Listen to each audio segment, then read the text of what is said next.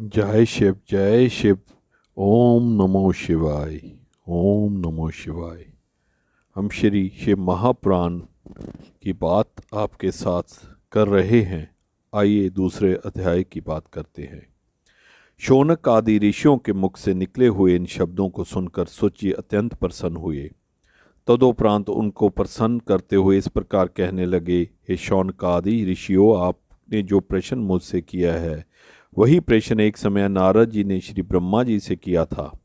उस समय ब्रह्मा जी ने उन्हें समुचित उत्तर देकर प्रसन्नता प्रदान की थी। मैं आपसे वही प्रसंग कहता हूँ।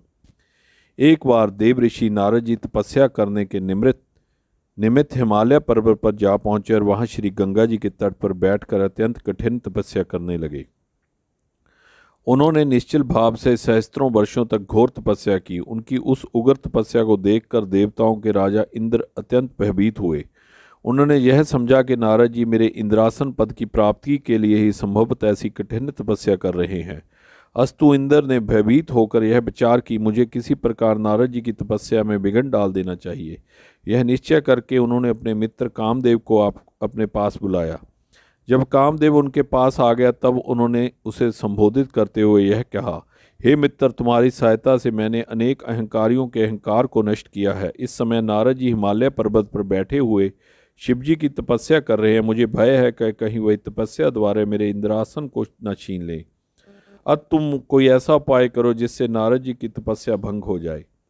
सुत जी बोले, हे ऋषियों, इंद्र के मुख से निकले हुए इन शब्दों को सुनकर कामदेव ने उन्हें मनोकामना सिद्धि का विश्वास दिलाते हुए नारद जी पर विजय पाने के हेतु अपनी संपूर्ण सेना को तैयार किया। तदोपरांत उसने नारद जी के समीप पहुंचकर वहां चारों ओर अपनी माया फैला दी। कामदेव के प्रभाव के कारण उस निर्जन स्थान में भी अनेक प्रकार के पुष्प खिल उठे एवं कोकिल आदि पक्षी अपनी मीठी बोली से सबका ध्यान अपनी ओर आकर्षित करने लगे। हृदय में कामदेव को जगाने वाली तीनों प्रकार की शीतल मंद सुगंध वायु बहने लगी। अपनी इस विजयनी सेना को देखकर कामदेव के हृदय में अत्यंत प्रसन्नता हुई। वह अपनी शक्ति भर जो कुछ भी कर सकता था उसे कर चुका, परंतु उसके कृत्यों से नारद जी का मन तनिक भी विचलित नहीं हुआ। हे ऋषियों, नारद जी का मन विचलित न होने का जो कारण था उसे मैं आपको सुनाता हूँ। कारण केवल यही था कि जिस स्थान पर नारद जी बैठे हुए तपस्या कर रहे थे उसी स्थान पर एक बार पहले सदाशिव ने कामदेव को जलाकर भस्म कर दिया था। तदोपरांत उसे जीवित होने का वर देकर यह कहा था कि अन्य स्थानों पर तेरा प्रभाव भले ही हो, परंतु इस स्थान पर कभी प्रभाव नहीं हो सकेगा। यही कारण था जिससे कामदेव निराश एवं लज्जित होकर इंद्र के पास लौट गया और उन्हें अपने निष्फल मनोरथ होने का सब वृत्तांत कह सुनाया। कामदेव की बात सुनकर देवराज इंद्र की सभा के संपूर्ण सभा नारद जी की स्तुति एवं प्रशंसा करने लगे। हे ऋषियों, इधर अपनी तपस्या के पूर्ण हो जाने पर नारद जी को योग दृष्टि द्वारा जब यह ज्ञात हुआ कि उन पर विजय प्राप्त करने के लिए यहाँ कामदेव आया था परंतु वह सफल मनोरथ होकर लौट गया है, तो उनके हृदय में कुछ अहंकार उत्पन्न हो गया। उन्होंने यह समझा कि वे कामदेव से अधिक शक्तिशाली हैं। इस रहस्य को वह नहीं जान सके कि यह मेरा नहीं पितु उस तपोभूमि का प्रताप है। अस्तु नारद जी अपने तपोबल पर अत्यंत गर्व करते हुए वहां से उठकर शिवजी के पास जा पहुंचे और अत्यंत प्रसन्न होकर उन्हें अपनी तपस्या का सब हाल सुनाने लगे। नारद जी की बात सुनकर शिवजी ने उन्हें समझाते हुए कहा, हे देव ऋषि, कामदेव पर विजय पाने की समर्थ्या तीनों लोकों में किसी के पास नहीं है। तुमने मुझसे तो यह बात कही, परंतु मैं तुम्हें समझाता हूँ कि तुम विष्णु लोक में जाकर इस बात को मत कह बैठना। तुम इस बात को अपने मन में गुप्त ही रखना। हे ऋषियों, अहंकार में डूबे हुए नारद जी को शिवजी की यह बात अच्छी नहीं लगी। अस्तु वे उनसे विदा लेकर ब्रह्मा जी के समीप जा पहुंचे। वहां भी उन्होंने अपनी प्रशंसा करते हुए तपस्या तथा कामदेव पर विजय पाने का वृत्तांत कह सुनाया। अपने पुत्र नारद के उस अहंकार को देखकर ब्रह्मा जी ने भी भगवान सदाशिव की भांति उन्हें बहुत कुछ समझाया, परंतु नारद जी के हृदय में अहंकार अपना घर कर बैठा था, इसलिए पिता का समझाना भी उन्हें अच्छा नहीं लगा और वे वहां से उठकर विष्णु लोक में जा पहुंचे। नारद जी को आया हुआ देखकर भगवान विष्णु ने अपने आसन से उठकर उन्हें अपनी छाती से लगाते हुए कहा, हे देव ऋषि, अब तक आप कहाँ रहे? यह सुनकर नारद जी ने अपनी तपस्या तथा कामदेव पर विजय प्राप्त करने का संपूर्ण वृत्तांत उनसे भी कह दिया। उस समाचार को सुनकर भगवान विष्णु शिवजी की इच्छा समझकर मन ही मन हंसते हुए बोले, हे नारद जी, जो मनुष्य ब्रह्म ज्ञानी नहीं है और पार ब्रह्मा की राना से रह उन्हीं के हृदय में मोह की उत्पत्ति होती है। आप तो ब्रह्मा चार्यावर्त को धारण करने वाले हैं, तब भला कामदेव आपका अनिष्ट कैसे कर सकता है। भगवान विष्णु के मुख से इन शब्दों को सुनकर नारद जी और भी अहंकार में भर गए तथा इस प्रकार अभिमान पूर्ण वचन बोले, हे प्रभु, मुझे यह शक्ति आपकी कृपा से ही प्राप्त हुई है। हे ऋषियों, इतना कहकर नारद जी भगवान विष्णु से विदा लेकर चल दिए। उस समय भगवान सदाशिव ने अपने हृदय में यह इच्छा की कि मुझे नारद का अहंकार दूर कर देना चाहिए। अस्तु उनकी इच्छा से जिस मार्ग में नारद जी चल रहे थे उस मार्ग में स्वर्ग के समान सुंदर एक श्रेष्ठ नगर शीघ्र ही बस गया।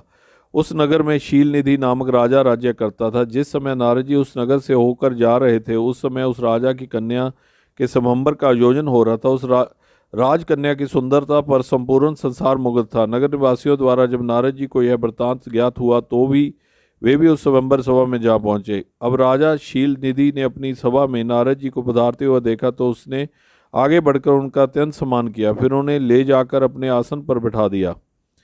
उसके उपरांत उस राजा ने अपने परम सुंदर कन्या को भी बुलाकर नारद जी के सम्मुख उपस्थित कर दिया। बहुत समय तक नारद जी उस कन्या के अनुपम स्वरूप को अपलक दृष्टि से देखते रहे। तदुपरांत जब उन्होंने इस कन्या के लक्षणों का विचार किया तो यह पाया कि जो भी मनुष्य इस कन्या का पति होगा वह संसार में अमर होकर अक्षत कृति को प्राप्त करेगा और युद्ध में कभी किसी से भी परास्त नहीं हो सकेगा। कन्या के लक्षणों का विचार कर नारद जी वहां से उठकर अपने मार्ग पर चल दिए, परंतु इस समय उनका मन काम के वशीभूत होकर उस कन्या को स्वयं प्राप्त करने को ललायित हो रहा था। इस प्रकार वे अपनी बुद्धि के विपरीत कामदेव के जाल में फंस गए। उन्होंने यह भी विचार किया कि जब तक मैं सुंदर नहीं हूँ तब तक मुझे इस कन्या का मिलना असंभव है, क्योंकि स्त्रियां सुंदरता को अधिक प्यार करती हैं। अस्तु मुझे यह उचित है कि मैं भगवान विष्णु से उनकी सुंदरता मांग लूँ और राजकुमारी को मोहित कर अपने साथ विवाह करने के लिए इसे तैयार कर लूँ। हे ऋषियों, इस प्रकार निश्चय करके नारद जी वहीं मार्ग में एक स्थान पर बैठकर श्री विष्णु का ध्यान करते हुए प्रार्थना करने लगे कि हे प्रभु, संसार में आपके समान मेरा हित चिंतन करने कोई नहीं है। अस्तु आप यहीं प्रकट होकर मेरा मनोरथ पूर्ण करें। नारद जी की प्रार्थना को सुनकर श्री विष्णु उसी स्थान पर प्रकट हो गए। जब नारद जी ने उन्हें अपना मंतव्य सुनाया तो उन्होंने उत्तर दिया, हे नारद, जिस प्रकार वैद्य रोगी की इच्छा के प्रतिकूल भोजन देता है उसी प्रकार मैं भी आपकी सेवा करूंगा। इतना कर श्री विष्णु अंतर्धान हो गए। नारद जी उनके गूढ़ वचनों का भावार्थ नहीं समझ सके। अस्तु नारद जी का संपूर्ण शरीर श्री विष्णु जैसा हो गया, परंतु उनका मुख बंदर जैसा बना रहा। नारद जी वहां से उठकर शीघ्रतापूर्वक युन राज सभा में जा पहुंचे। पुनराज सभा में जा पहुंचे। नारद जी बारंबार उचकते हुए मन ही मन यह विचार करके प्रसन्न होने लगे कि अब राजकन्या मुझे छोड़कर अन्य किसी को वरण नहीं करेगी। उस समय में नारद जी के इस नए स्वरूप को कोई देख नहीं सका। सबने उन्हें नारद समझकर ही प्रणाम किया। भगवान सदाशिव के दो गण भी ब्राह्मण का रूप धारण किए हुए बैठे थे। उन दोनों ने यह रहस्य छिपाकर रख सका।